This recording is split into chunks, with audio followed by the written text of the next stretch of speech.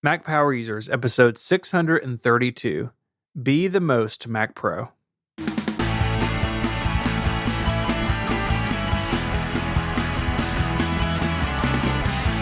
Hello and welcome back to Mac Power Users. My name is Stephen Hackett, and I am joined, as always, by my friend and yours, Mr. David Sparks. Hey, Stephen. How are you? I'm good. I'm on vacation. Well, not today, but in a few days. So, recording a little early. I'm really looking forward to having some time off, going to the mountains, visiting some family. But there's important Mac stuff to talk about, and I get to talk about it with one of my favorite people. So it's going to be great. Yeah, I haven't talked to anybody about this really, because I've been off away a little bit myself for a few days, and quite an announcement we got this week from Apple. I really did not expect it. And as this show publishes, the news is a week and a half old, so we get it, but we still have opinions. We want to share them. We do. So the big announcement, and let's just skip all the stuff about the iPhone SE and stuff. Let's just talk about the Mac. Yeah. So Mac Studio. First of all, let's just talk about the name. I love the name. I think it's an awesome name. It's growing on me. I'm sure you remember, and I'm sure people in our audience remember, when MacBook Pro was a new brand, right? You wind the clock back to 2006. People were like, what? That's a terrible name. And look, PowerBook, a very good name, right? Very good. Yeah. But now, like, MacBook Pro just is the name, right? Like, no one has feelings about it. I think Mac Studio will get there. What I'm really interested in seeing, though, and what I want your take on this, is that it feels like Studio could be a brand that crosses a lot of lines. And so think about Air, right? You have the MacBook Air, thin and light. You have the iPad Air, which is kind of like the middle of the road, slightly lighter iPad. I think iPad Air is kind of a name that's gotten lost a little bit over time. But it feels like Studio could be a brand for this sort of mid to high range machine. So say that they, what would this look like as a laptop? What would it look like as an audio product? Like, do you see ways that, quote, Studio could be expanded beyond this one machine? Or am I just like excited about things? I think you're on it. I mean, there was a big rumor that the AirPods Max were going to be called AirPods Studio, and I don't know why. Maybe they just didn't want to drop the penny that early. I don't know. Maybe. But the for instance, I've always called my workspace the studio. Mm-hmm. And it's like a point of pride for me, but it's also like a mindset word, right? I'm going into the studio. What do you do in the studio? You create things in a studio. That's right. You don't goof off. You don't shop Amazon in a studio, but you make things in a studio. So I like the word already. And I always felt like the term pro was kind of fraught. It's like, how do you define what a pro is? I mean, there are people that make a lot more money on their computers than I do that don't need anything more than a MacBook Air. Yeah. But are they pro? I mean, it's like, it's never really landed with me, whereas Studio is almost like a context more than like a label of me. It's a context of the computer. So yeah, it doesn't take time to grow on me at all. I immediately loved it. When I saw the rumors of it, I didn't like the look of the rumored computer, but I did like the word. And I really thought that it would be like at least summer before we saw this Ultra chip, Mm-hmm. Yeah. The chip is almost as exciting as the product, because it further proves that Apple Silicon is incredibly scalable. So you have the M1, and then the M1 Pro and the M1 Max, and now the Ultra, which is basically two M1 Maxes sort of like welded together with some fancy interconnect technology that I do not pretend to understand. But yeah, me either. It's a very fast bus. I got that. Yeah. It's incredibly fast, and everything just scales. So you get twice the CPU cores, twice the GPU cores, twice the RAM ceiling. And it seems like on the benchmarks, this chip it's basically an M1 Max times 2. And if you take the benchmarks and you apply a 2x formula to them, they generally line up. They figured a way to to double the capacity of everything, and that's very impressive, and it's not shocking. I mean, I think it was Mark Gurman last year who said this. He said there's another iteration that's a 4X, that's four times an M1 Max. And I guess we'll see when they announce the Pro. I mean, we'll get to the Pro in a minute, but the Ultra looks like a very impressive chip that is beyond the capacity of just about everyone I know. But it's still awesome that it exists. It totally is. And to your point about what studio means, like Apple's whole pitch for this is there are people who really have demanding workflows, but what was unsaid is the Mac Pro isn't the right fit, right? And that there's room for this middle ground of people who do real work and like real intense workflows on Mac OS, who are best served by something that sits on their desk, but is really powerful. And I think that speaks to a really broad audience. Well, I mean, they took the performance of the Mac Pro, the one that you and I got to go see the premiere of. Yeah. What was the one I'm speaking to you on. The one you're sitting behind, yeah. Which is now, what, a 2.5-year-old computer? It is.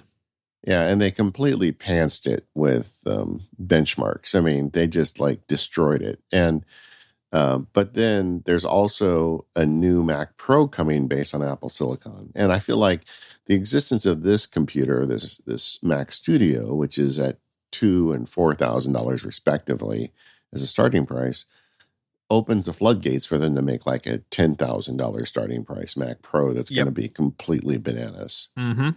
I think it does too. It's really been, I mean, kind of with the iMac Pro, I think is like the closest recent thing we can point to that's like this. Yeah. But they really kind of carved out this middle ground in the product lineup now. That's, the Mac Mini and the iMac have the same performance. They're both the M1. It's just kind of the form factor and price that you want there. But with this, they're saying, look, a lot of people need more than that, but don't want or need a machine of the caliber of the Mac Pro. And, in the past, really up until 2 weeks ago, when all this sort of came to a head, the answer was you get a nice MacBook Pro, right? That was kind of the middle ground, maybe a highly spec 27-inch iMac. But those, to a degree, I think were like a round peg in a square hole a little bit. And this thing, seemingly, they're going to be out very soon as this episode comes out. It really seems like it's built for that type of user. And, you can spec it up and you can spend quite a bit of money on one, but you don't have to. And even I think at the lower end of the Mac Studio lineup with the M1 Max, we've seen what that chip does in the MacBook Pro, and it's incredibly impressive in a laptop. Yes. So yes. Put it in a tiny desktop that I bet will be silent because it's designed for a system that runs twice as many transistors as it has. Yeah. It's like, it's such a good and interesting product fit to me, and not one that I really saw coming. And there were rumors the very last minute, but it didn't really come close to what this thing actually is. And I mean, we've said this now for 2 years, like how exciting of a time it is to be a Mac user. Like this, boy, is it?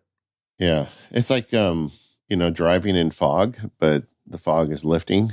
And so now we see that on the desktop Mac, you've got an entry-level M1, which is good enough for most people. Then you've got the Mac Studio, which is amazing for almost everyone.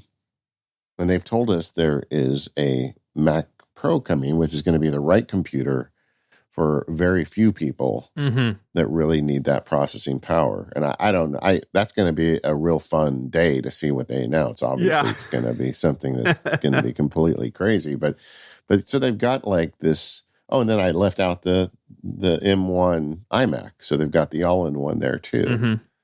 To me, this Mac Studio really resonates with me. And just the whole idea of it, the input and output on the back of it and the front of it. Right. Ports on the front. David, you know how long it's been since there have been ports on the front of a computer that Apple sells? I looked it up. How long? Let me guess. Was it in the 90s? It was 10 years ago. Okay. The cheese grater Mac Pro had that's ports right. on the front. And then the trash can got rid of that. The Mac Minis never had them. The iMacs never had them on the front. It's been a decade. And let me tell you, about a bajillion professionals out there have something like a CalDigit or an OWC dock under their display because they need to plug things in. And like I have an SD card in mind right now that was supposed to go in a recorder that I put up earlier today. Like it is such a nicety to have those things. I mean, we've linked to over the years and talked to over the years about accessories, you know, to put ports on the front of your iMac, little thing that hangs from the bottom. Like they just did it. They just put it on the front. It's 2 USB-C ports on the M1 Max. If you do the M1 Ultra, they're Thunderbolt ports and an SD card slot. It's like, that's exactly what I want on the front of my computer. A couple of ports, you know, to charge my keyboard or to plug in a jump drive or, you know, a random external drive and an SD card slot. Like, yeah, they built this computer in like lockstep with the people who are going to use it. And the people who look at a machine like this, they have workflows that depend on things like SD cards and external drives.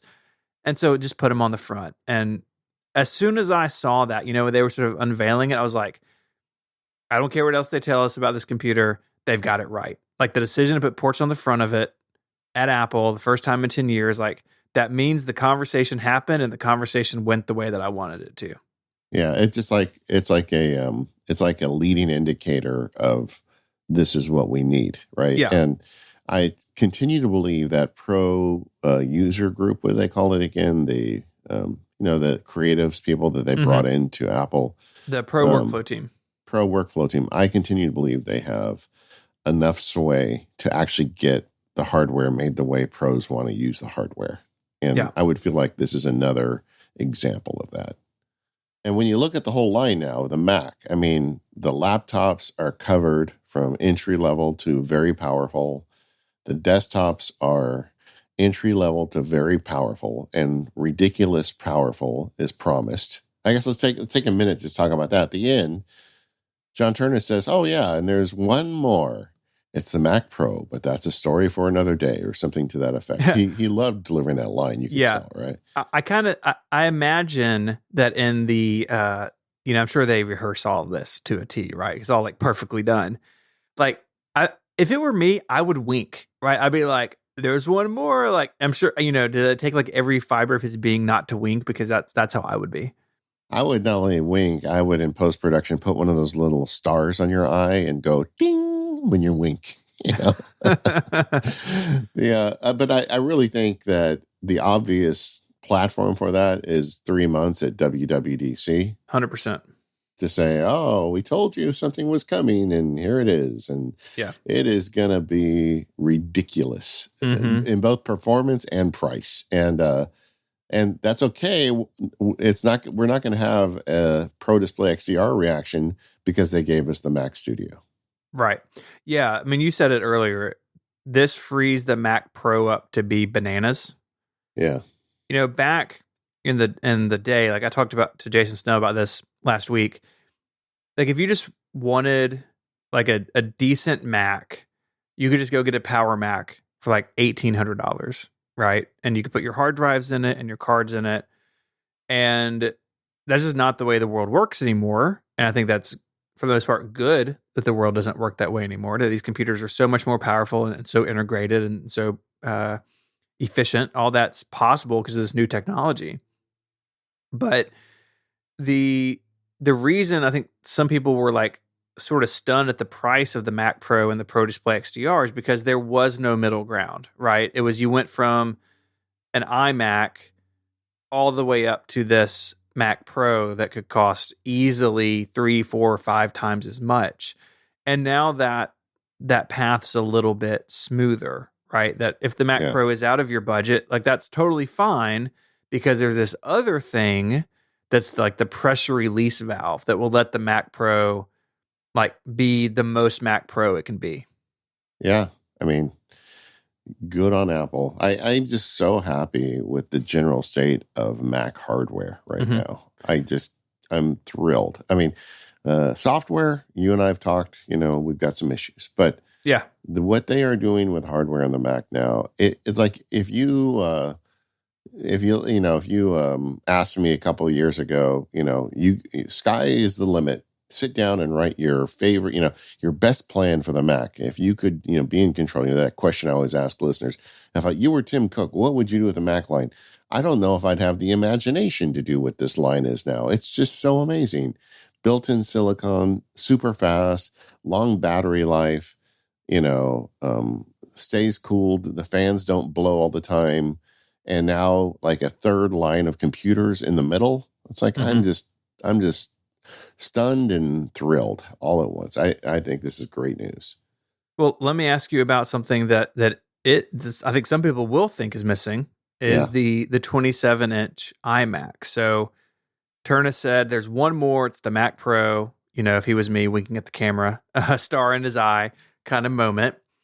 And when the site sort of came back all refreshed with these new products, the 27-inch iMac was still an Intel machine, is just gone. And there's this quote that Apple gave to Ars Technica saying that the 27-inch iMac reached the end of life, which is like the nice term that it's gone, it's not coming back. And I think there's a couple ways we can look at this. Maybe it is coming back in the future as an iMac Pro, and like maybe Apple didn't realize that Turnus's language, like maybe they just kind of created a situation that's not really there. Oh, no, they realized it. I'm sure.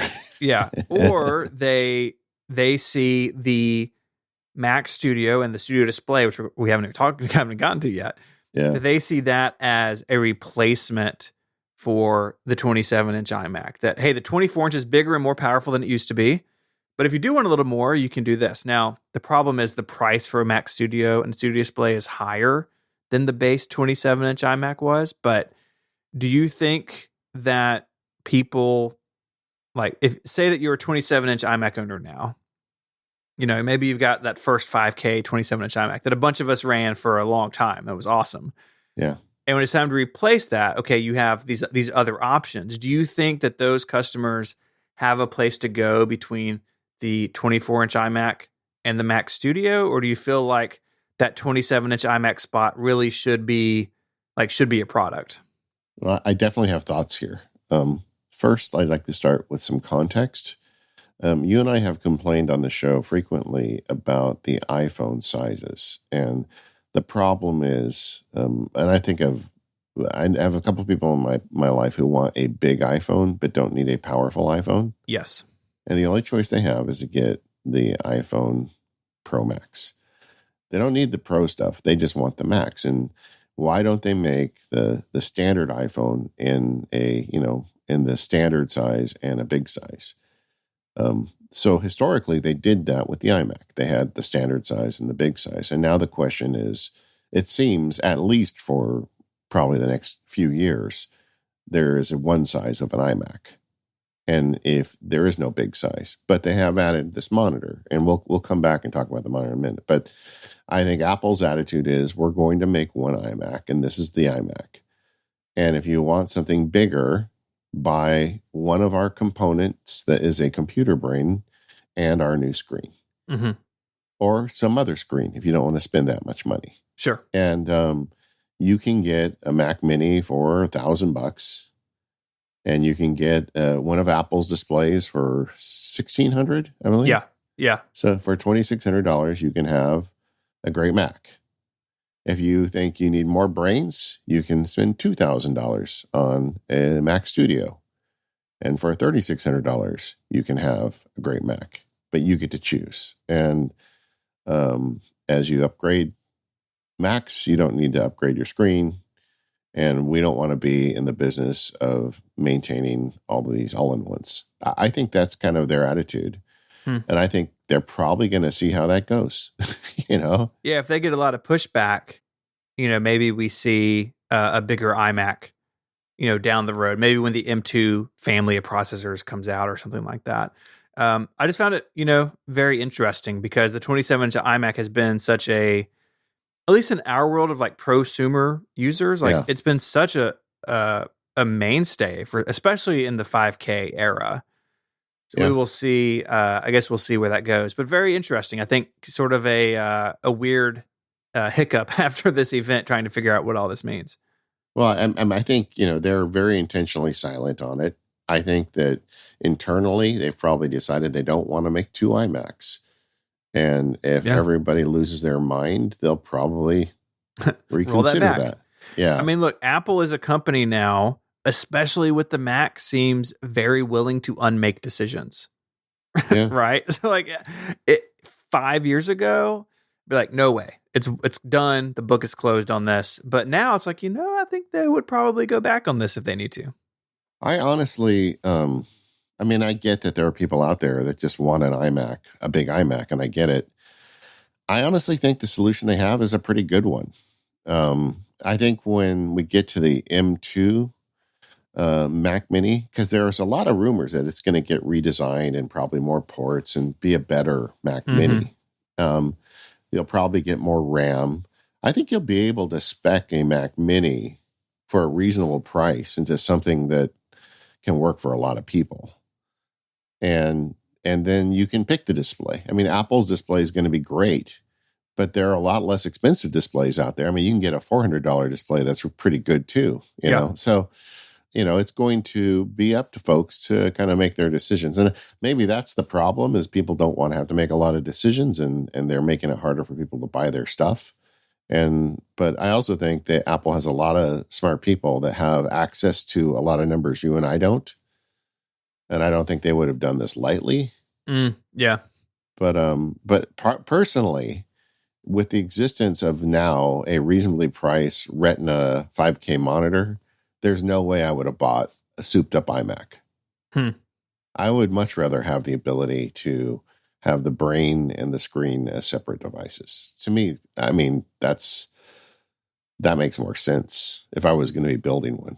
Yeah. I mean, you can, have a display and use it for, potentially, as long as the IO doesn't drastically change, a very, very long time, and swap out whatever is hooked up to it, right? And that was always a knock against the iMac, and particularly the big one.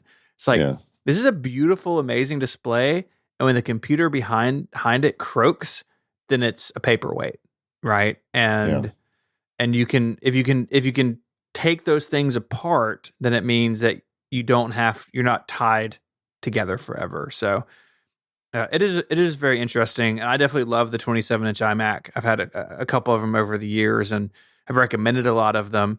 And I will be very curious to see, as people continue to make this jump to Apple Silicon, like where those people will go with it. And but if I had the option when I bought my iMac Pro to buy something like the Mac Studio plus a separate screen, I would have done that. Yeah. And then I would have had, I don't know. I feel like that makes a lot of sense. But I have heard from listeners of the show and readers and Labs members who are really upset, and they really just want a big iMac. And I feel like the current trajectory is you're not going to get it. Maybe as time goes forward, Apple may make the 24-inch iMac into the 27-inch iMac. I don't know. It gets bigger again. I mean, definitely. I mean, but looking at the parallel of the phone, I think Apple's perfectly happy to make you buy something else rather than give you, the low end thing with the big screen. It seems like that's like something they're already not doing. And I'm not as upset about it as some people are. And that's probably selfishly, because I wouldn't be that interested in it. But I get that people want it. Although from everything I've seen, it looks to me like you are not going to get it unless Apple has a change of heart about it. And even if they did, it would be probably a couple of years before you saw it. Yeah. So kind of bundling up the Mac Studio, is this a machine that you're interested in? If I didn't own this amazing laptop, I would. I'm in a really weird spot right now where I'm about to spend a lot of money on construction. We're adding the studio. I'm adding a studio to that. I'm getting my own. I'm getting a different kind of studio. And so I'm not that excited about spending a lot of money right now. I'm really happy with this laptop and the Pro Display XDR. Although I had an issue, I have the weirdest troubleshooting issue ever. We're going to talk about it in more power users later today. But no, it works great. You plug it in, everything works. And right now, I'm closing in on the shortcuts for Mac Field Guide, and I'm recording in like every flipping room in the house. Because we got stuff going on, and it's just like a whole bunch of things going on in the house right now. And then they're going to get ready to start jackhammering stuff. And so I need this thing more than ever now. So I'm just sticking with my laptop and my amazing screen. I'm not, though, saying I will never get one. I mean, I think it really does appeal to me. I mean, part of it, honestly, is branding. It's like, oh, I want to have a Mac Studio. I'm in a, but it's more than that. I mean, like having a really stable thing because I really have a spaghetti town in back of my laptop with input and output, having all those outputs and having the ability, like when I'm screencasting, to plug directly into the front of the device without having to go through some sketchy third party thing. I mean, there's all. I think it would be good for me, but I'm not that eager to spend the money right now. And right now, with me building this construction, I feel like what I really need is what I have. So I'm okay. I know there's a thing going on in the forums, predicting how long it would be before I had one. And I'm not necessarily just checking out of that, Sure. Talk to me, get in 3 to 6 months. I don't know. But I mean, for now, I'm happy to like let the initial ones get out there and hear what people think of them. Yeah. And you need the flexibility, right? That you can take that laptop really, and just go when dudes are busting up concrete 4 feet away from your desk. Yes, I do. And I really need to talk. I don't know if this is the segment to talk. Maybe we'll talk about it later. But having one Mac is a problem for me. But either way, how about you? I ordered one. Oh, that's right. I knew that. You ordered one. Yeah. Okay. I ordered. Let me pull up my config for everybody. I ordered one with the M1 Max. I didn't feel like the Ultra was the best use of $1,200 or whatever it was to upgrade. Yeah. But I did take the storage all the way up to 8 terabytes, and I did the memory up to 64 gigabytes. So I maxed out the memory and storage with the M1 Max. So I feel like that storage is like one of those buy once, cry once situations because, with people like you and me who are like doing a lot of video, it is so easy to fill up your drive. And now, are you going to be replacing your Mac Pro with this? I am. Yeah, the Mac Pro will go on sale. My Mac Studio doesn't show up until like the first week of April because it's a custom order. They take a little bit longer. Yeah. And I'm going to move everything over. I was contemplating a clean install, and I may still do that depending on like just how my schedule looks when it gets here, but I'll probably migrate. I actually think a clean install makes a lot of sense when you're going from Intel to Apple Silicon. Yeah. Yeah. And if I haven't done it in a long time on my main machine, I feel like if there's a time, I may make the time to do it. Maybe I take a weekend and rebuild everything. Yeah. It doesn't take as long as it used to. That's true. And so I'm going to have that. I'm keeping my Pro Display, I did buy a new keyboard, which I'll have a Touch ID keyboard floating around, which I'm very excited about having Touch ID on the desktop. I just something about it makes me so excited because I love having it on my laptop. And there are times where I sit down at my Intel Mac Pro and I put my finger on what is the eject key. I'm like, why am I not being logged in? It's like, oh, right. Not Touch ID. So I'm very excited about it. I'm going to sit it behind my display somewhere, and I got to still work out. I mean, I have my backup drives obviously internal to the Mac Pro, so they will have to come external. So I have a to-do list after vacation to look at OWC and look what I have, and make sure I get a couple of enclosures that work for me. But I can stack those drives on top of the Mac Studio behind the display. They'll be hidden from view, or put them under the desk the way you do. So I'm excited. You can repurpose the drives inside your Mac Pro for that. Yeah, because I have in the Mac Pro, I mean, the internal SSD obviously will go with the machine, but my other storage I'm using 2.5-inch Samsung SSDs that you can just put into an enclosure and even into a laptop. So those can just come off. They're all on a card. And so I can take them off the card and put them in an enclosure and reset them up. So that I don't foresee being any problem. It's kind of a bummer to have them external, but I'm really excited about this machine. And it's already going to be so much faster than my Mac Pro in a lot of ways. Some ways they're pretty neck and neck. In some ways it'll be noticeably faster. But I'm excited about joining Apple Silicon across the board. And yeah, your electric bill will go down. yeah, yeah.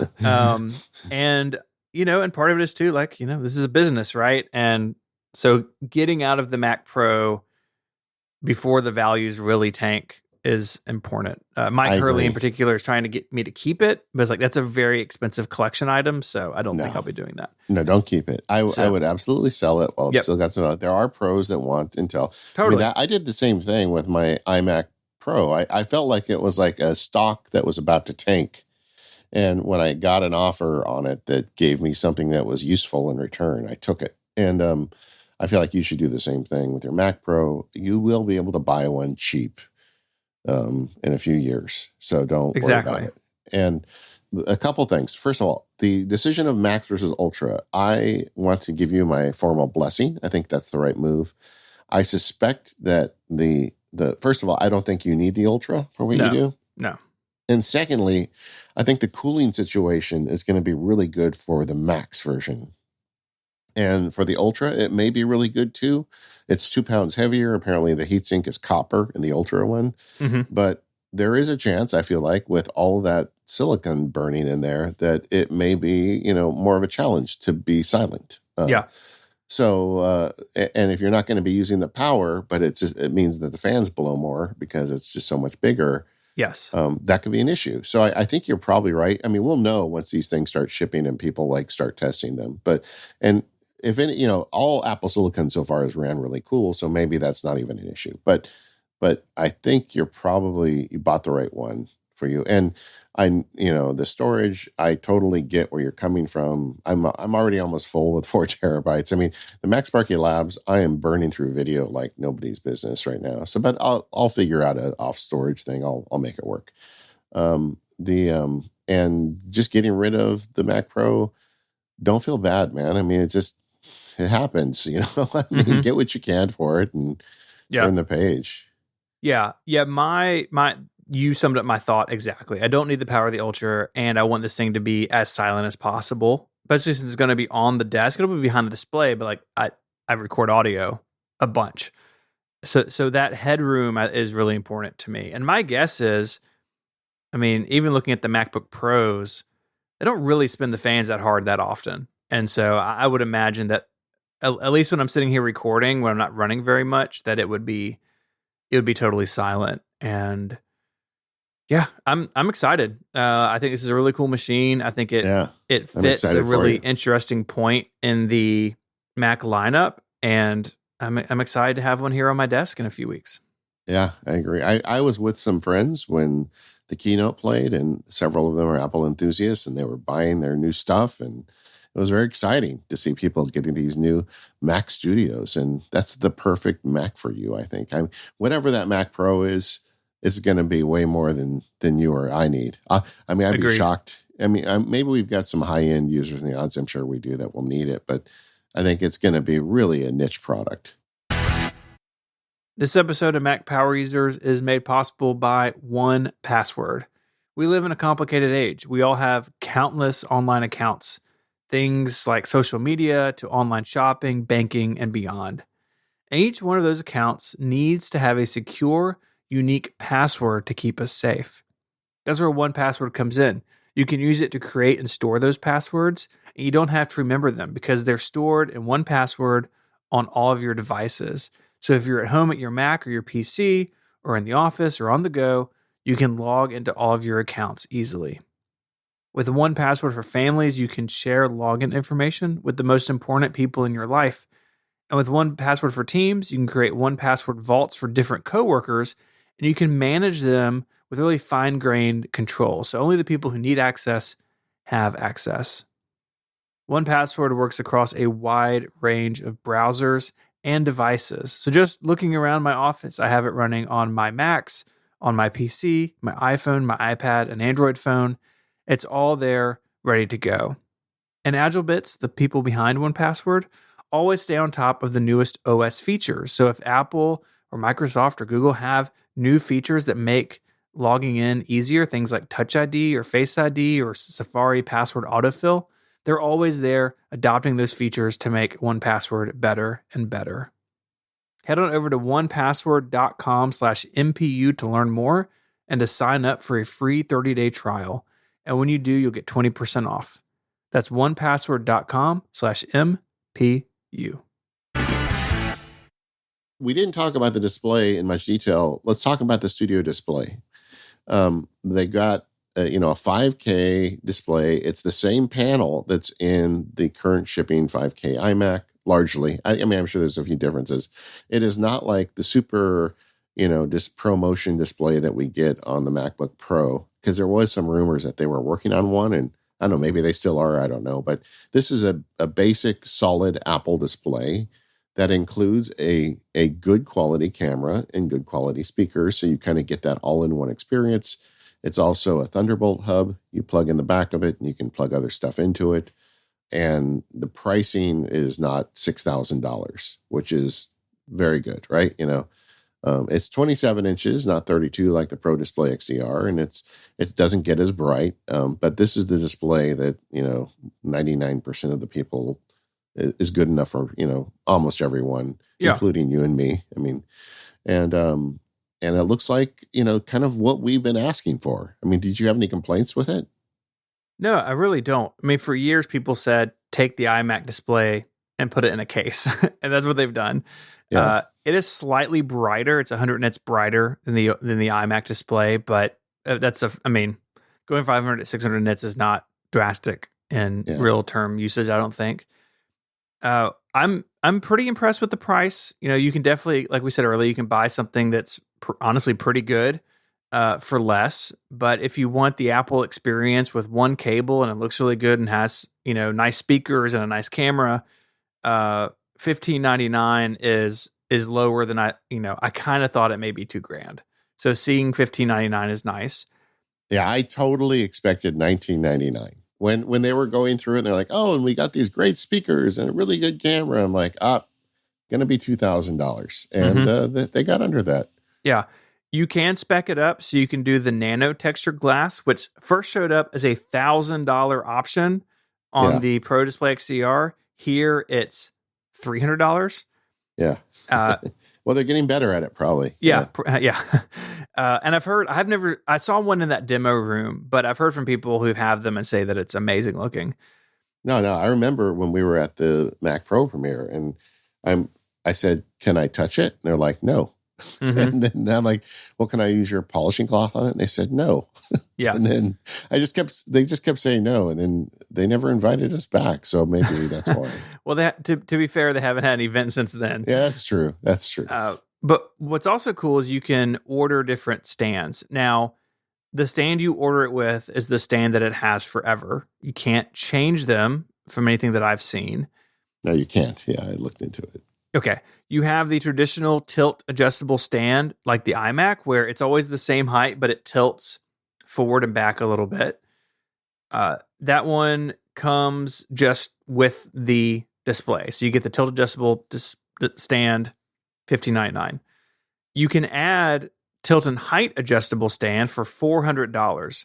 This looks like the Pro stand that the Pro Display XDR comes with. The design is very similar. The cantilevered hinge, yeah. Right. It is slightly different in that it does not offer rotation like the Pro Display XDR does. So you can spin the Pro Display XDR into vertical, like a vertical layout. This stand doesn't offer that. And its overall range of movement, I believe, is slightly less than the Pro Display XDR. But still, a very nice option, especially if you're someone like me. Like the default iMac height is too low. When I had my iMacs and my iMac Pro, I had a little sandwich of an original time capsule and original Apple TV as a stand to get it up high enough for me for it to be ergonomically correct. If that's how you've always had to operate and you've got the $400, like the height adjustable stand seems like a really good option. If I was buying one, that's what I would get. Yeah. And to add to it, I mean, on the iMac, there was always the chin, right? There's no chin on this, so it's even lower. So I agree. I think that you take a long look at these before you buy one. And if you don't want to give Apple $400, they have a Visa mount version. And you can put that on any Visa mount you want. And that one you can spin sideways if you have a Visa mount that has a spinner Right. in it. And those are a lot cheaper. For $400, you can get a very nice Visa mount. Oh, yeah. So you can get a baller Visa mount for that. Yeah, or four really nice Visa mounts. I mean, so there's but that I like that there's options, but it is, once you buy it, you're stuck with it. You can't turn a Visa mounted one into put it on an Apple stand. Although they make Visa mounts that kind of look like Apple stands, but not quite as good. Yeah. But I really think that's kind of what we wanted. And if they add anything more, that's great. I'm sure they'll update the XDR at some point. There's some rumors of maybe some weird monitor in the middle that has ProMotion and all these other bells and whistles, but I suspect that's not true. I think that someday this monitor that will get updated, the Studio Display will have ProMotion when it gets, reasonable to make the technology becomes available and the pricing is right to put it in a monitor about that cost. And I just feel like they're going to have two now, the big expensive one and the one for everybody else. And I think this is pretty good. I mean, were you tempted at all to buy one? No. I mean, I love my Pro Display. I love the size of it. Going from 32 to 27, I think would be a bit of a bummer. So I'm happy with what I have. I actually considered it a little bit what if I sold my Pro Display and bought two of these? Because one of the things I don't like about the Pro Display is the lack of a built-in camera and speakers. Yeah, or speakers. And I've got all this junk all over my desk because of it. But then you look at that 32 inches and you're like, wow, this is really a beautiful monitor. And I shouldn't own it, but I do. So I guess I'm just going to run this thing into the ground, Yeah. And that's my point of view too. Yeah. But either way, I think for you and I had kind of unique circumstances that led us into these monitors. But I do think that if I was out in the market for one, I would not buy the $400 monitor. I would buy this one. The thing that's nice about this is that it is the whole package, right? That you do have speakers that I'm sure sound really good because all of Apple's speakers sound really good. Yeah. The camera that offers the really cool feature from the iPad called Center Stage, where it can move the frame around if people walk in and out of the picture. And it's got Thunderbolt in that can charge your MacBook Pro. So if you're a laptop as a desktop user, the single cable life is here, and you get 3 USB-C ports on the back. So for me, on the back of my Pro Display, I have my webcam plugged in because again, the Pro Display doesn't have a camera, and I have my Logitech mouse dongle plugged in, and then I keep the third one empty with a USB-C to A adapter just hanging out of it for those random things I need to plug in. And having, honestly, if you have a Mac Mini or Mac Studio or MacBook Pro, that plus these 3 ports, I think that a lot of people can live without something like a Thunderbolt dock or USB-C dock these days. Agreed. Especially with the Mac Studio. Oh yeah, I think it's got ports for days. So I was excited to see that they brought back all of the great things about those legendary Apple monitors, like the Thunderbolt display, which was a whole hub inside of it, right? This is the same thing. You can have just a display and just your computer, and that'd be all you need. And it looks really good, and you can get 2 of them if you want to and have a pretty awesome setup. I did consider that too. I did consider very briefly, maybe I do 2 of these, but it's you know what, one's enough. I'm good. I'm going to stay put where I am. But this is what we've wanted for years and years. And, if you are looking at one of these new Macs, or you're using some other brand display, next time it's time to replace it, Apple now has something for us. And it's great. I honestly, I don't, from a product perspective, I don't have anything to change about this. I'm sure at some point ProMotion or 6K or something will come, but for what it is, it's an excellent panel. The thing looks great. I mean, I love this modern Apple design language so much, of the Pro Display and the iMac, everything. This looks awesome. Yes. I mean, just finally we have something that works for everybody. Yeah, I'm just so happy. I understand the frustration with the missing large iMac, But I just overall, I feel like the Mac is in such a good place. The one thing we didn't talk about earlier, and I just want to mention briefly, I think as much as I like the Mac Studio, I think it's ugly, and I do, I'm happy that the decisions were made to put ports in it and all the functionality stuff. I totally am on board with. I just kind of wish they made it look a little better. I don't know. It's a real function first kind of design. Yeah, like, that's good, right? Again, from Apple, like in 5 years ago, it's not how this would be done. Agreed. Ports on the front, wild looking forehead, a bunch of holes in the back that are kind of ugly. Like, sign me up if it's silent and fast. So it is pretty cool. But I also feel like there's a universe where they could have kept all the ports and made it just as functional and made it more like, just make it a cube, like, let's like lean into that a little bit, make it something. I feel like there was a better design because it really looks like a really tall Mac Mini. And I feel like this computer deserves better than that. I don't know. Is that weird? No. I mean, I don't really disagree. I think it is definitely a little chunky, and I think all of Apple's promo spots of it being like right at the front edge of someone's display, like no one's going to put it there. Like it's all going to be pushed back to the back of the desk. I'm sure someone's going to make something cool where you can mount it under your desk, and that's fine. This episode of the Mac Power Users is brought to you by ZocDoc. Find the right doctor right now with ZocDoc. Sign up for free at ZocDoc.com/MPU. Finding and booking a doctor who's right for you doesn't need to be a terrible experience. Will they take your insurance, understand your needs, or be available when you can see them? With ZocDoc, the answer can be refreshingly pain-free and a simple yes. ZocDoc is a free app that shows you doctors who are patient-reviewed, take your insurance, and are available when you need them. You can read up on local doctors with verified patient reviews and see what other real humans had to say about their visit. So when you walk into that doctor's office, you're set up to see someone in your network who gets you. Go to ZocDoc.com, choose a time slot, and whether you want to see a doctor in person or do a video visit, and just like that, you're booked. Find the doctor that is right for you and book an appointment that works for your schedule. Every month, millions of people use ZocDoc. In the chaotic world of healthcare, let ZocDoc be your trusted guide to find a quality doctor.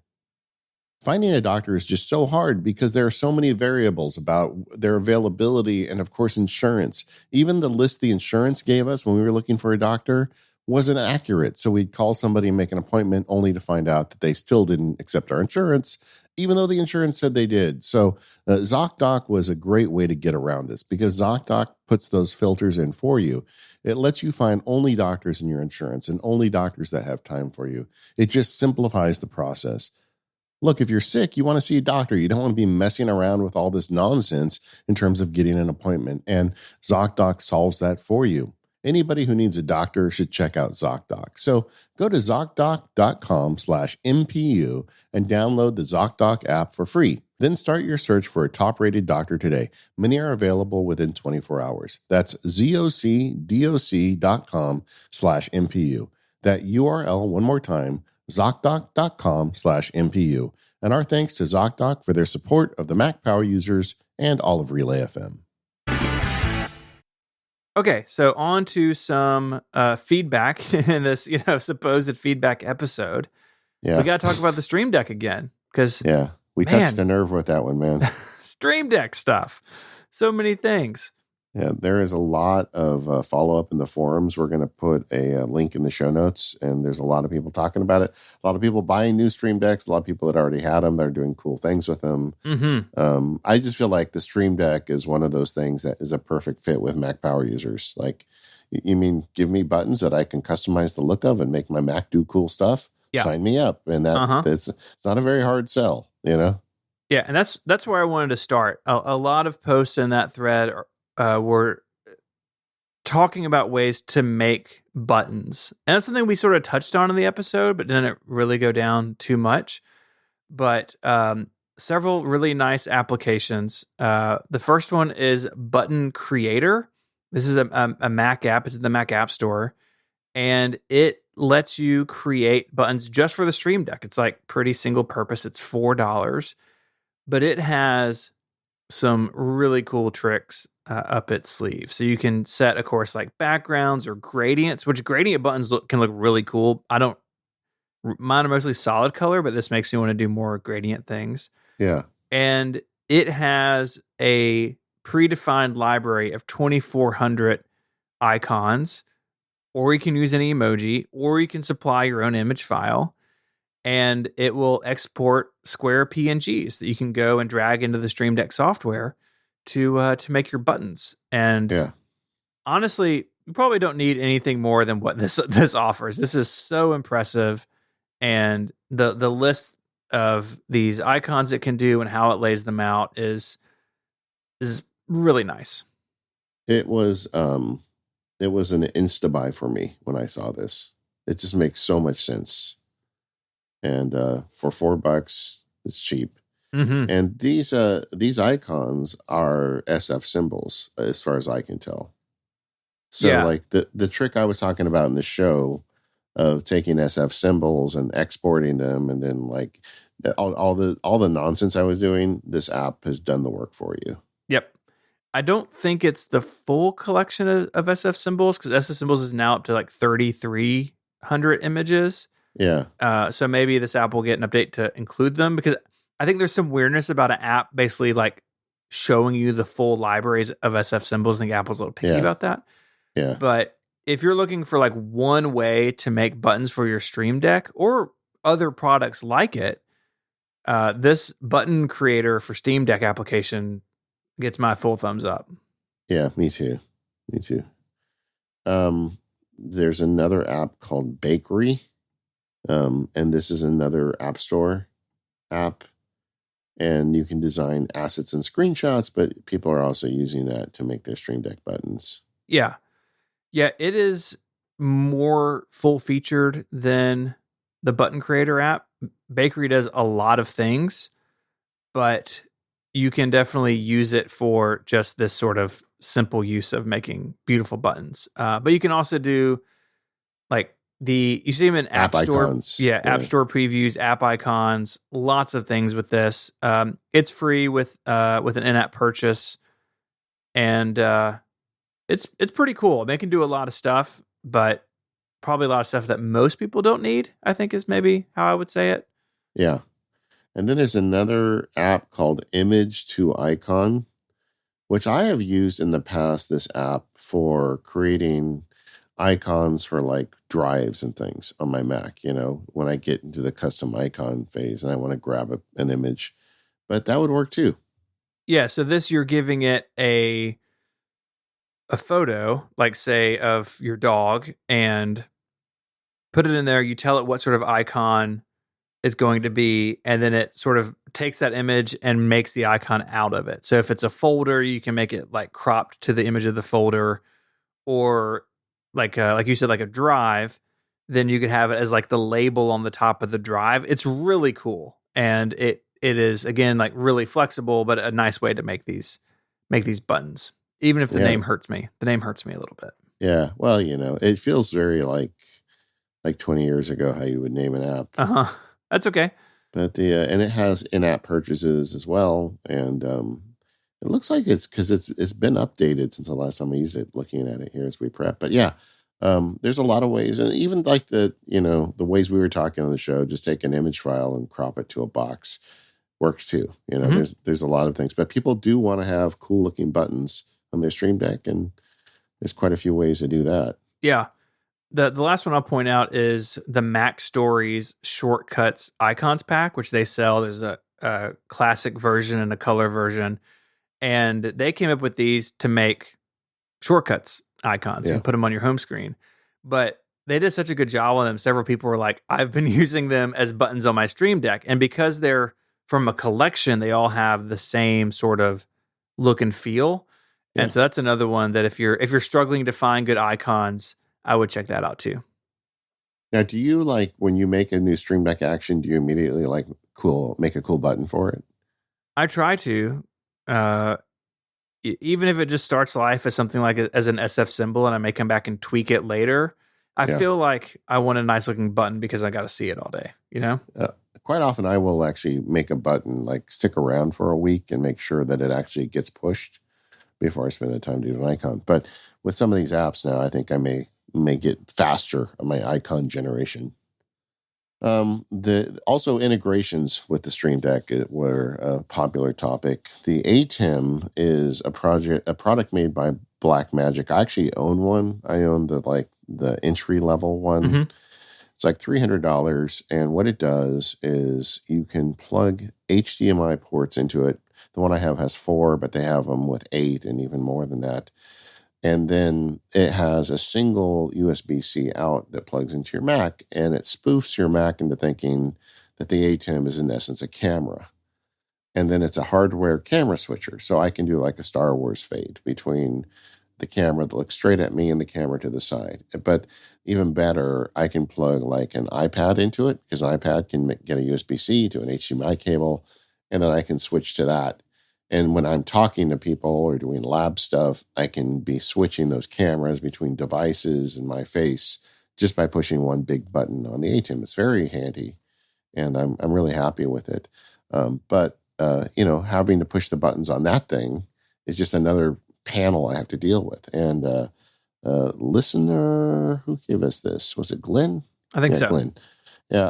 Found an app called Companion, which is made to like as a hardware switching control device with Stream Deck, and it supports a lot of stuff, but ATEM is one of the many things it supports. If you have multiple devices and you'd like to control them through your Stream Deck, definitely check out Companion. Yeah, it seems really, really cool, and they have a really good support system around this. So they have they've got like Slack groups and a user group, so you can report bugs and request features. I mean, this is a pretty like niche thing, but if you have this problem, like you have these two devices and you want them to talk to each other, you want to be able to work this way through the Stream Deck. Companion seems like the right answer. Yes, absolutely. I really can't get over how well this whole show resonated with people, though. I guess just a lot of folks didn't realize how awesome the Stream Deck is, because I've heard from so many listeners that got them and are having so much fun with them. It's just it is really cool. That's all I'm going to say. Since we made that show, because I'm like a mobile guy now and I'm working all over the house sometimes, my Stream Deck is on my working desk downstairs. Right now I'm up in the bedroom recording the show today because my daughter's down there with some classmates. But I miss it. Like if it wasn't for the fact that I'm building a dedicated studio space, I probably would get a second one. Honestly, just keep it up here. Are you tempted to get the big second one, Steven, so you can have like the full panel? The One XL is still working for me. You think you're good? Yeah. But one thing we had talked about on that show, a little personal feedback, was the plug-in to do the world clock. Yeah. And I end up having kept that. So I can like very quickly glance down and see what time it is somewhere else. And it's very helpful this time of year because the United States and Europe don't observe daylight savings time at the same time. Yeah. And so normally Europe, say Mike Hurley is 6 hours away from me. Well, sometimes he's 5 hours away from me, or sometimes 7, because these things don't line up. And it's kind of nice, like, oh, right, I can just glance down and actually see what time it is there. And so I've kept those. I've dedicated 5 whole buttons to it. I can probably get rid of the Eastern one if I needed another button, but right now it's all working out. So that has been a change. I tried that during the episode prep, and it stuck around. Yeah, no, it's very useful. I have individual pages for the podcasts, because in addition to some of the podcast production stuff, I push a button and it opens the shared folder on Dropbox, and I push another button and it runs a Keyboard Maestro script to copy the current file to that shared folder. So I've got a bunch of weird stuff I'm doing with Stream Deck. But on the individual pages for each show, I've got the time zone for my co-host, which is nice. It's good.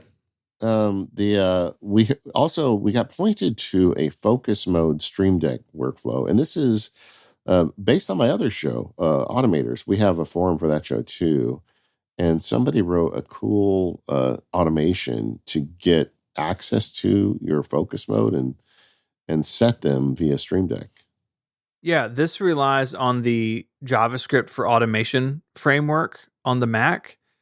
It seems like the focus mode system isn't fully exposed in ways that may be easier to work with. Yeah. But you can have through shortcuts, you can use the JavaScript automation framework. And so some people, including our friend TJ, have put together Stream Deck actions with shortcuts or with Keyboard Maestro, utilizing the JavaScript action framework to get and change focus modes. And so there, you can scroll through here. There's a shortcut that someone named Judas put together. You can download and play with, and it's pretty cool. I mean, if you are using automation in a way, a lot of people do. If like, right, I'm preparing for something, I hit a button, it opens the right tabs, it starts my time tracking, and now it can put me into a set focus mode. Yeah. It's pretty sweet. It's not as easy as I wish it could be, and hopefully Apple makes focus modes easier to deal with in terms of automation. But this isn't a bad start because the JavaScript stuff isn't that bad to deal with. If you've written AppleScript, JavaScript seems pretty normal. So yeah, pretty cool. And to be fair, you can set a focus mode with a shortcut. That's not difficult. It's a one-step shortcut. But the problem is you can't pull focus mode to find out what the current focus mode is. And it's just, there's just like a couple extra steps we need to really take the biggest advantage of automating focus mode. Do you use focus mode much? I guess, did I ask you this reason? I think you're not really all in with it yet, right? No, I've got a few. I use the driving one. I've set up the sleeping one, actually. Yeah. I used to not do D&D at night, but the last couple months, I feel like I've wanted to experiment with that. And I do have one for recording that basically turns off a lot of notifications. Yeah. And it's okay. I feel like every time I use it, there's some more tweaking I need to do. And that's really my complaint about focus modes, is that it's so fiddly. And it needs to be, right? I need full control over it. Yeah. But some of the UI, especially on the Mac, just feels weird to set them up. But I'm not all in like some people are, but I'm definitely getting more and more into it as time goes on. Yeah, I'd argue it's not fiddly enough. But, I guess that depends how much you use it. Yeah. Yeah. The other thing that's happened with the Stream Deck is since we recorded that show, I got delivery of my Stream Deck pedal. Ooh, nice. Yeah. I shared the initial impressions in the MacSparky Labs of the video, but now I've been using it a week and I am sold on this thing. Of course I am, right? But it's I think it's $90 or $80, which is, not cheap, but it's a nice heavy pedal. Everything made by Elgato. I continue to be a fanboy for them. In fact, I want to follow up on that in a minute. We got some feedback on why they're so good, but it's a nice heavy pedal. It comes with springs. So there's 3 pedals on it, and you can actually take the bottom off and change the springs to change the tension in the pedal. So if it's too loose or too tight, you can change it, which I thought was really a nice touch to put that in there. And they even have stoppers. So like the center pedal, there's like a center pedal, and then there's 2 on each side of it. If you want to, if you find yourself keep pressing the center pedal accidentally, you could actually turn that off as a switch with these rubber stoppers. They just made it very customizable. It's got a cable, but the cable is long enough that if you have a standing desk, you can still run it nicely up to your computer without having to worry about it yanking loose when you raise your desk. I tried before a Bluetooth pedal, and I just found it didn't work. It was one of those Bluetooth page turning pedals, and I was programming it as F19 and F20, and then I could tap on it and make it a screen, a Keyboard Maestro trigger. I was going to add it to the Keyboard Maestro field guide, but I didn't feel comfortable recommending it because it wouldn't hold a connection, and half the time you'd press it and you wouldn't know. And the other problem with it is the pedals were all identical, so you couldn't tell kind of by, what do you call it, foot braille, dealing with your foot, you couldn't tell which pedal you were on, so you'd hit the wrong one. The way this thing is made, you can tell which pedal you were on by the feel.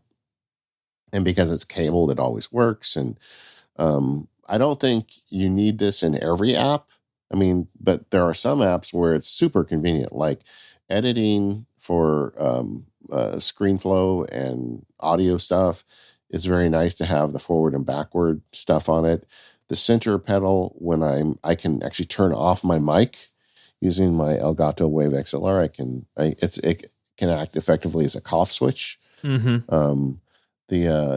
There's some things where I find it very useful. I don't think if I was spending the whole day in Microsoft Word, I'd particularly need it. But like even just like starting and stopping a screencast recording with my foot is way easier than a keyboard shortcut. And for whatever reason, it's great. And the way it works is it just shows up as another Stream Deck in the Stream Deck software. So I've got the big Stream Deck and then I've got the pedal, but the pedal doesn't have 30 buttons on it. It has 3, and you can change it, but you can make the buttons contextual. So just like everything we talked about in the show, if you want to say when I'm in the Mail app, the buttons do this, and when I'm in ScreenFlow, it does that, you can do that. So you can get like a set per app buttons, or even just have different profiles of buttons. And it doesn't give you a lot of buttons, of course. You just press with your foot. But if you think that would be convenient, this is the best iteration of that, pedal control that I've ever seen. Yeah, that's cool. I just had an idea. I'm going to program the left pedal to be start dictation. I think that would be like another one where it would make sense. Yeah, I like that.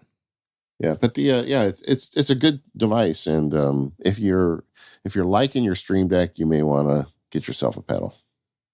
Yeah, it's cool. I'm glad you're enjoying it.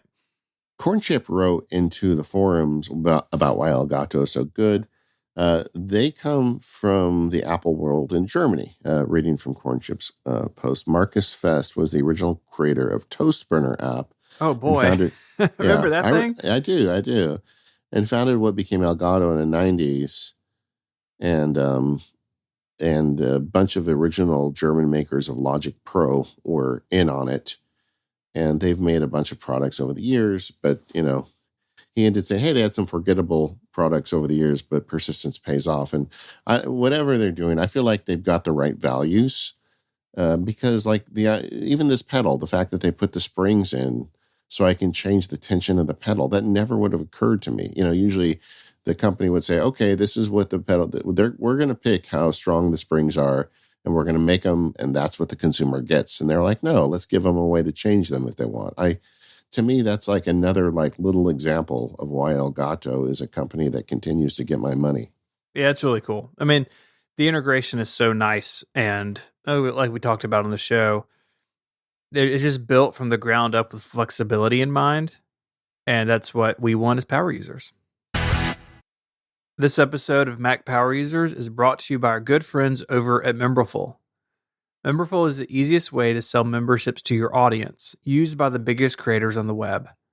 Use it to generate sustainable, recurring income while diversifying your revenue stream.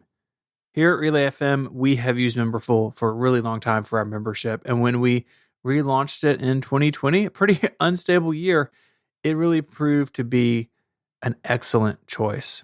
We can use it for setting up people in our member Discord, sending newsletters, hosting those newsletters on the web now, and integrating with our membership podcast. It's all really easy with Memberful to give you all the tools that we need, and it's really let us diversify our income as a business. Maybe your business was like mine and the financial situation you had changed over the last couple of years. Now you need a proven solution that's quick to launch so you can stabilize your business and grow. Memberful handles the hard stuff so you can focus on what you do best while earning revenue quickly, while leaving you with full control and ownership of everything that relates to your audience, your brand, and your membership. And it comes with all the tools you're going to need: optimized checkout workflows, Apple Pay support, easy membership management, great dashboard analytics, free trials, gift subscriptions, and so much more. And Memberful seamlessly integrates with many tools you're already using, including lots of fully managed integrations with popular services like WordPress, MailChimp, Discord, and more. So get started for free at memberful.com/MPU. There's no credit card to get started. That's memberful.com/MPU. Go there now and check it out and see what it could do for your business. There's also, again, from TJ, some conversation about the duplicate versus save as functionality. We talked about how the document model for macOS Lion is what is in preview and how it is quite honestly pretty confusing. And you can, through the keyboard system preference pane, which we've spoken about, set up shortcuts to make duplicate work more like save as. And so that's tricky to talk through, but I will have that in the show notes for you to go read.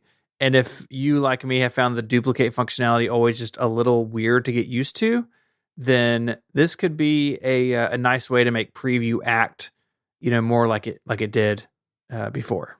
Yeah, it doesn't bother me. I'm fine with it. I'm not sure that it's any better. And it just adds a degree of like delay, right? Because you're like, okay, how does this one work? And it just depends on which apps do it. Usually it's Apple apps. Yoram wrote in to remind us that a few years ago with macOS Sierra, Apple brought over some of the media rendering tools from iOS to the Mac, and preview suffered. I totally forgot about that. I had too. And when they wrote in, I replied, I was like, can you point me in the right direction for when this happened? But this was with macOS Sierra. And, Apple over the years has done a lot of work to unify code base between iOS and macOS. And that doesn't mean features, right? That means like the PDF rendering engine, way beneath the hood in preview, which also powers the PDF viewer in Safari and Quick Look, which is both on the Mac and iOS and iPadOS. And this had caused some issues, especially with some of the filtering that we talked about, where you can take a PDF and export a grayscale version or a smaller file size. And there were also some real performance issues with preview in this time. But with High Sierra a year later, Apple seemed to have put all those issues to bed. I mean, to the point where neither of us really remembered it while prepping for this. But so thank you for writing in about this. We wanted to get it on the record, but it's all gravy now. Yeah, and JF taught me something. We talked about, filling in text fields inside a PDF in preview. And I was not aware of this feature, but if you option drag a text field, it duplicates it. So rather than copy and paste a text field, if you got the text just the way you want it, or maybe you've got your name and you're going to fill in 5 blocks with your name, just option drag it and it duplicates it at the moment you drag it, and off to the races you go. Thanks, JF, for that. I had no idea of that feature. So that's preview. Still an amazing Mac app. If you haven't listened to that episode, definitely go check it out. Yeah, agreed. I thought it'd be fun to talk a little bit about journaling. We did, when you first joined the show, we did like a whole episode on day one, but we haven't really talked about it much since then. And I wanted to kind of check in with you. Are you still using day one, and what are you liking, not liking about it? And what's your workflow? Yeah, I'm still all in on day one. In the time since that episode, they sold to Automattic, which is the company behind WordPress and Tumblr and Simple Note and a bunch of other cool things on the web. Yeah. And so far, day one has just continued as it has gone on, right? There haven't been these big changes that make me uncomfortable using it. And that's what Paul and the team at day one had said, that it was going to continue on the track that they were on, and they've been good to their word. So I don't have any, feelings about wanting to look elsewhere because they sold, right? Well, I mean, there's a couple of points on that. First is when they bought it, I think was it Matt Mullenweg, the guy at Automattic? I think that's the guy. And he, I believe, wrote a post about spending time with his dad towards the end of his dad's life and how he found day one just a vital app for him as he went through that and he fell in love with this app. That's the reason they ended up buying it. But you don't have to trust them.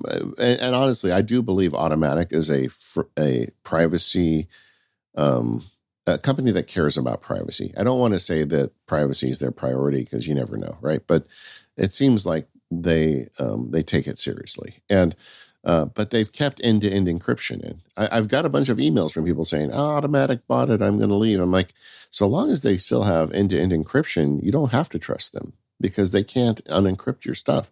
If you use Day One, turn on end-to-end encryption today, and then you control the password, and the data is much safer. Mm-hmm. I'm still using it, so I still have I still have my setup that I had on that episode where I have a handful of journals. One is sort of general, and then I have a couple more sort of more specific ones. I've got one that I write my dreams down in because I have just wild dreams and like to, like to record them. I've got one. What's the craziest one involving me? Are there any involving me? I don't know. There probably will be tonight now. Yeah. We'll see. I definitely have them of like the group of us are at WWDC and something wild happens. So I feel like you might have a dream where I come over and I've made a plywood base for your Mac Studio so we can like screw the wheels in from your Mac Pro. There you go. And we're just going to have this little tiny Mac Studio, and it's going to have these massive wheels, 4 wheels underneath it. It would look so ridiculous. It would look badass. It would be like a Hot Wheel, you know? Mm-hmm. I mean, in fact, I think we're going to do that. That's not a dream, Stephen. I don't know what. that's a plan, is what that is. Yes. So I've got that one, and then I got a couple others. But I have in the time since that episode leaned more into sort of like daily tracking. So I have a handful of sort of metrics that I want to look at over time, and those I keep up with in whatever field notes notebook I'm carrying at the time. And the way I do it, at the back of each notebook, I just make a grid, and down the right side is the 5 or so things that I want to keep up with. I can tell you what they are, or I'll tell you what a few of them are. Sure. Physical activity, mindfulness, family, and work hours. So those are a few. I got a few more, but those are some ones that I want to kind of just keep tabs on throughout my week. Make sure that I'm getting my exercise time in, that I'm getting time, mindfulness time in, making sure that my work hours fall within the bounds that I want them to. And each sort of page gets 7 days, and I just go through and in the grid kind of mark how those things are going each day. And I have a journal in Day One called logging. And so I will take, at the end of the month, I will take photos or scan those pages. And so I have this like historical record of, you know, hey, I was really good on exercising to this certain point, and I can see kind of where it picked back up. Because for me, it's hard to track those things in like a regular journal writing, right? Because you got to go through a bunch of stuff, and it can be hard to like really pinpoint those things. But a simple, hey, does it get a check mark that it was good, or does it get anything in case I wasn't happy with that particular aspect of that day, gives me a really nice visual way of keeping up with something over time. Yeah, I'm struggling with that right now because I like the idea of like tracking habits that I want to get better. And they're not really like tasks I'd put in OmniFocus. They're really just kind of habits or rituals I'm trying to develop. And historically, there's a great app called Streaks, and I've used Streaks for that. Yeah. But Streaks for me is almost like too much data, you know, if that makes sense, right? You know, it's like, I mean, don't break the streak, but all of a sudden it's like, some days I need to break the streak, you know, my kid is sick or whatever, and I don't have time to deal with that. And I feel like it's a little too intense for me. And so I've been lately putting in the daily, because I have like a daily note in Day One, and the template has some check boxes at the bottom. Like, did you do your best to do, you know, did you take your pills? Did you exercise? Did you, you know, work on Sparky OS, all that stuff. So I just have been using check boxes, but an analog system with paper makes kind of sense too. And I really like that feature about Day One, that you can take a picture of something you write down. I think it really gives you a lot of options. I've got a few fancy pens. I'm not as fancy as your other partner, Mike Hurley. But between Mike Hurley and Mike Schmitz, you know, they're always telling me about the paper and blah, blah, blah.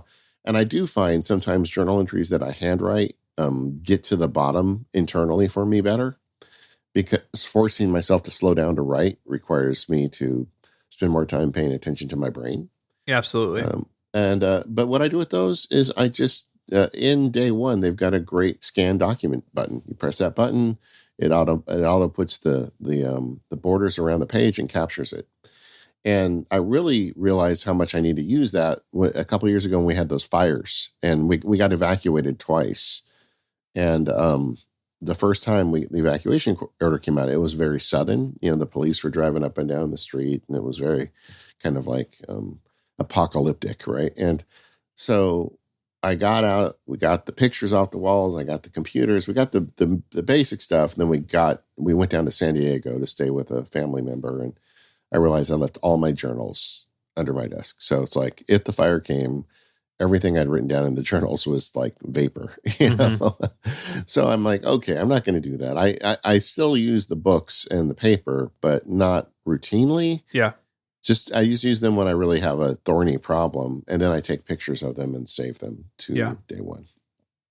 Then the other problem that recalls, and I did a webinar on this a couple of months ago. We'll put a link in the show notes. I did a whole webinar on how I journal and why I think it's important. But the people say, well, if you take a picture of it, you don't know, day one doesn't do OCR in handwriting. And honestly, nothing that I've ever seen can do OCR in my handwriting.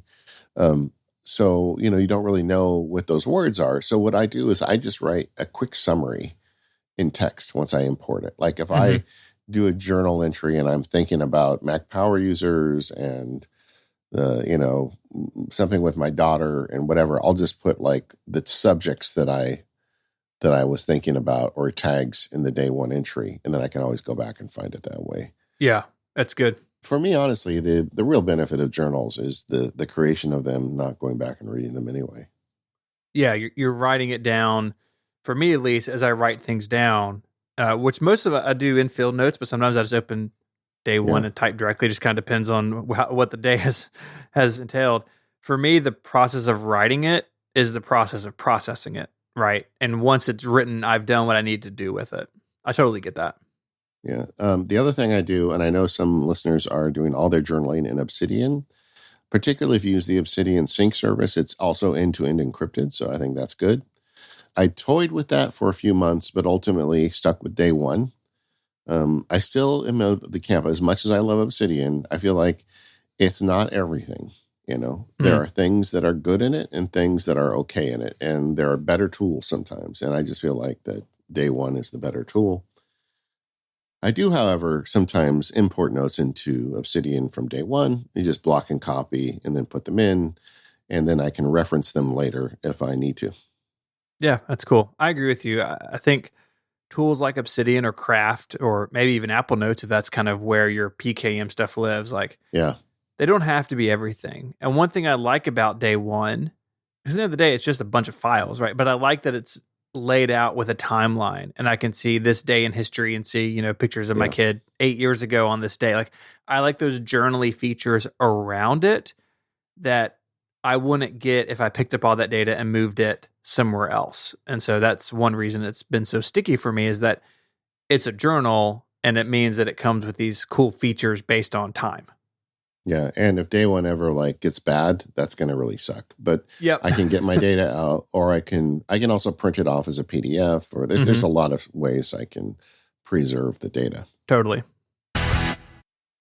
This episode of the Mac Power Users is brought to you by Squarespace. Go to squarespace.com/MPU and make your next move.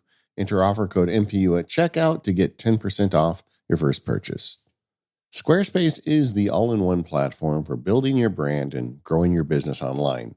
You can stand out with a beautiful website, engage with your audience, and sell anything, your products, services, and even the content you create with Squarespace.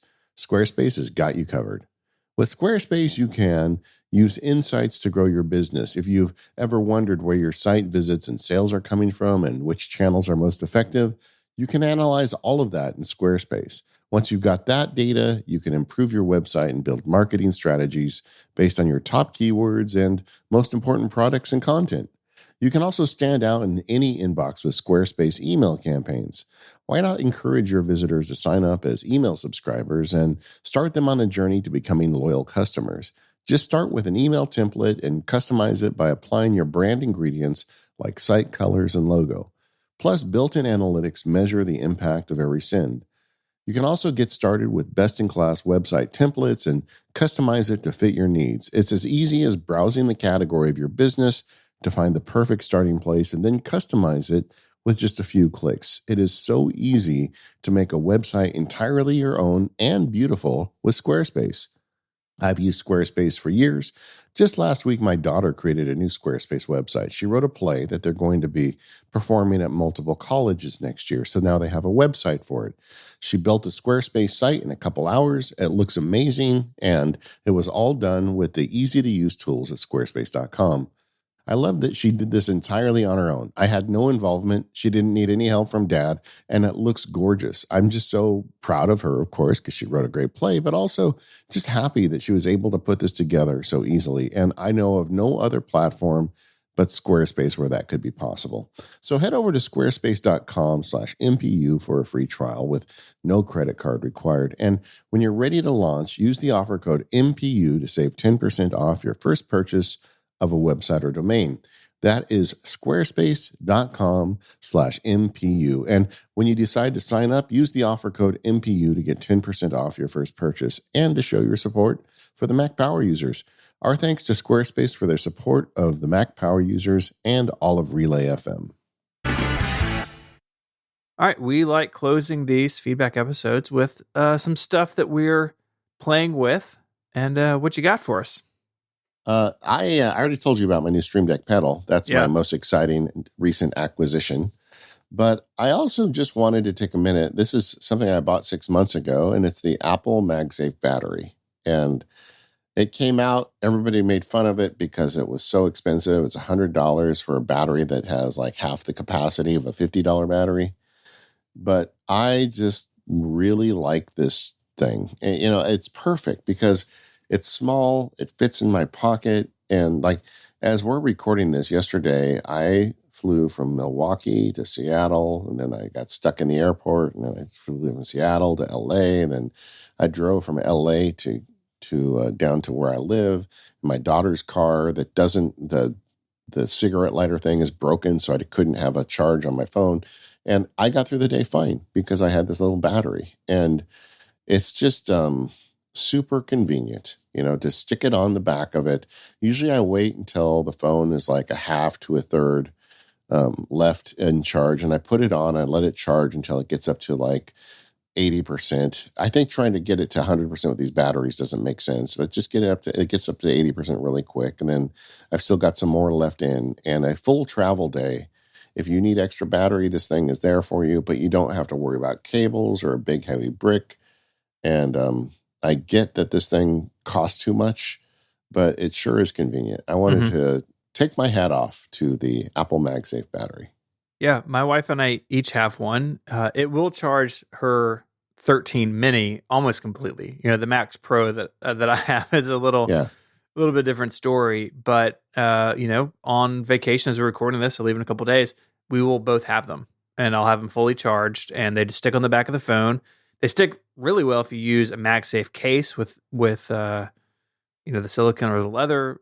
Mary and I both use those, and so we've got a couple, and I like that I don't have to have a cable, right? Like it charges via Lightning, just like the phone does, and it just clips on. So if I don't need it, it's like really easy just to take it off, as opposed to the old battery case. Remember those? Yeah. It's like, well, if you take it out of there, then your phone is caseless. And like some people don't like that. And that always felt more finicky to me, where this thing just like slaps on. If you don't need it, you take it off. And it is pretty cool. I'm with you. I think it gets a bad rap, but I think it's pretty cool. Yeah, Daisy has a MagSafe case too. And like we're at Disneyland together and her phone starts losing charge. We smack it onto her phone, and it charges her phone too. I mean, it's great. Another feature about this thing that I like is when I just went on a trip, once I got to the destination, I plugged the battery into the Lightning cable and left it on the nightstand. And at night, I would just set the phone on top of the battery, and it charged the phone through the battery. Yeah. And if during the day, this was a trip where I spent a lot of time kind of at the destination, so I didn't need the battery. But if we decided to go out and I thought I might need it, all I have to do is yank it off the cable. I don't have to bring an extra cable for it. So I just, it's very convenient. I don't like that they're only white. But other than that, I think they got it right. That said, my friend Liana just bought the Anchor one, and it has a built-in stand, and it's like $60. So if you're balking at the price, on Amazon, there's another one from Anchor that is pretty good too. But the Apple one is less bulky, and that's a real advantage to me. Like if I'm walking around Disneyland, I can stick it in my pants pocket and like forget it's there. Yeah. I'm looking at this. Stand is kind of cool. Yeah. You can put it up on a table and watch something or FaceTime. Yeah, it's a good idea. So I want to talk about the Chipolo Card Spot. So this came out or was announced a while back. It is a Find My enabled, roughly credit card sized accessory. It's actually as thick as like 3 cards. It's pretty thick. But it lets you have Find My for your wallet. Now I know we've talked about your wallet, how it's a hard plastic thing that folds shut, so you just like gaff taped an AirTag in there. It is terrible, honestly. But some of us, have different setups. And this thing, I ordered mine when it was announced, and it finally showed up in the mail the other day. It's $35, or you can get a 2-pack right now for $60. And it is Find My enabled, so it shows up in the Find My app. If I leave my wallet behind, I'll get a notification. Hey, your wallet is at so-and-so address. It does not have U1 support. So if you have an AirTag on your keys, you've probably experienced this where you tell I've lost my item, and it'll have you walk around, like wave your phone around, and an arrow will come up on your phone and point you to the direction, to the couch cushion your keys are under, right? Which is a really cool user interface and a pretty cool feature. This doesn't support that, but to make up for it, the sound that this thing makes when you tell it, I have lost you, please make a sound, is way louder and way more noticeable than AirTags. In fact, just this morning, so my Relay FM co-founder, Mike Hurley, is in town. He came in my studio, and he had an AirTag that was making noise for some reason in his bag. And like, we sat down like, do you hear that? And turns out, I don't know why it was going off, but it was. This thing, if you hit the sound, you will know. And I like that feature, especially for something like a wallet where like you may, how many times have we all done this? Like you leave your wallet in like your jeans and then you put them in the dirty clothes, right? Yeah. It's like you're digging through laundry. Like it's pretty cool.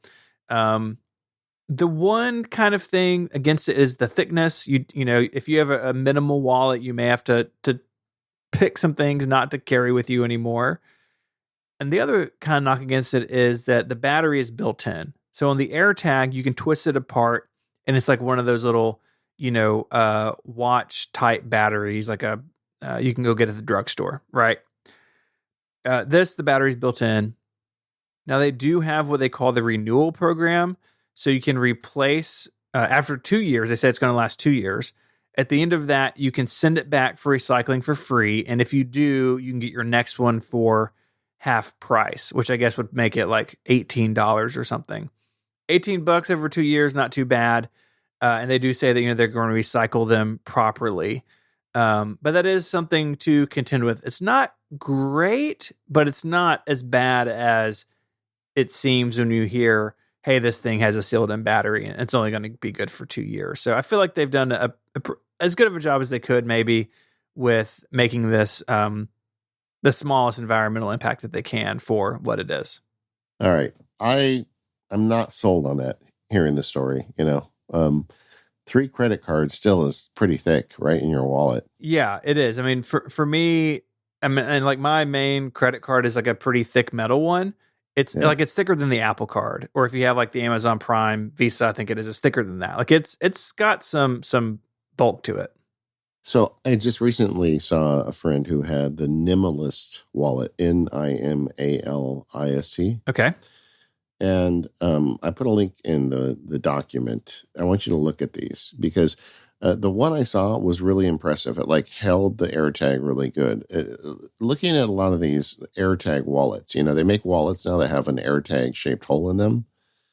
A lot of them look kind of cheap, like the tag is going to fall out.